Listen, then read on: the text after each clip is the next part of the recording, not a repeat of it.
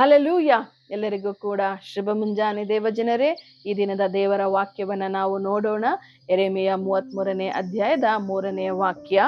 ಯೆಹೋವ ನಾಮಾಂಕಿತನು ಇಂತೆನ್ನುತ್ತಾನೆ, ನನ್ನನ್ನು ಕೇಳಿಕೋ, ನಾನು ನಿನಗೆ ಸದುತ್ತರವನ್ನು ದಯಪಾಲಿಸಿ ನಿನಗೆ ತಿಳಿಯದ ಮಹತ್ತಾದ ಗೂಢಾರ್ಥಗಳನ್ನು ಗೋಚರಪಡಿಸುವೆನು. ಹೌದು ಪ್ರಿಯರೇ, ದೇವರು ನಿಮಗೆ ಈ ದಿನ ಹೇಳುವಂತಹ ವಾಗ್ದಾನ ಇದಾಗಿದೆ. ದೇವರು ಹೇಳ್ತಿದ್ದಾರೆ, ನನ್ನನ್ನು ಕೇಳಿಕೋ, ಆಗ ನಿನಗೆ ನಾನು ಸದುತ್ತರವನ್ನ ಕೊಡ್ತೇನೆ. ಸದುತ್ತರವನ್ನು ಮಾತ್ರವೇ ಅಲ್ಲ, ನಿಮಗೆ ತಿಳಿಯಾದಂತಹ ಮಹತ್ತಾದ ಗೂಢಾರ್ಥಗಳನ್ನ ತಿಳಿಸುವೆನು ಎಂಬುದಾಗಿ. ನಿಮ್ಮ ಪ್ರಾರ್ಥನೆಗೆ ಇನ್ನೂ ಕೂಡ ಉತ್ತರ ಸಿಗದಿಲ್ಲದೆ ಇರಬಹುದು. ಇನ್ನು ಕೂಡ ಅನೇಕ ಪ್ರಶ್ನೆಗಳು ನಿಮ್ಮ ಮನಸ್ಸಿನಲ್ಲಿ ಇರಬಹುದು. ನಿಮ್ಮ ಎಲ್ಲಾ ಪ್ರಶ್ನೆಗಳಿಗೆ ದೇವರ ಸನ್ನಿಧಾನದಲ್ಲಿ ಉತ್ತರವಿದೆ ಪ್ರಿಯರೇ. ಅದು ಯಾವಾಗ ಅಂತ ಕೇಳುವಾಗ, ನೀವು ದೇವರನ್ನ ಕೇಳಿಕೊಳ್ಳುವಾಗ, ನೀವು ದೇವರ ಬಳಿಯಲ್ಲಿ ಕೇಳುವಾಗ ಆತನು ಖಂಡಿತವಾಗಿ ಸದುತ್ತರವನ್ನ ಕೊಡುವಾತನಾಗಿದ್ದಾನೆ.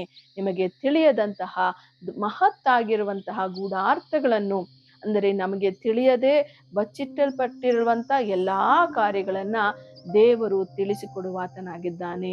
ಆಳವಾದಂತಹ ಗೂಢಾರ್ಥಗಳನ್ನು ನಾವು ತಿಳಿದುಕೊಳ್ಳಬೇಕೆಂಬುದಾಗಿ ಬಯಸುವಾಗ, ನಮ್ಮ ಮನಸ್ಸಿನ ಎಲ್ಲಾ ಪ್ರಶ್ನೆಗಳಿಗೆ ನಮಗೆ ಉತ್ತರ ಬೇಕೆನ್ನುವಾಗ ದೇವರ ಸನ್ನಿಧಾನದಲ್ಲಿ ಬನ್ರಿ, ಪ್ರಾರ್ಥನೆ ಮಾಡ್ರಿ.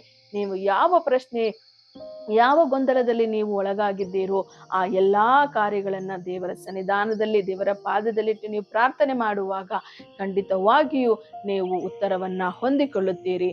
ಪ್ರಾರ್ಥನೆ ಮಾಡೋಣ.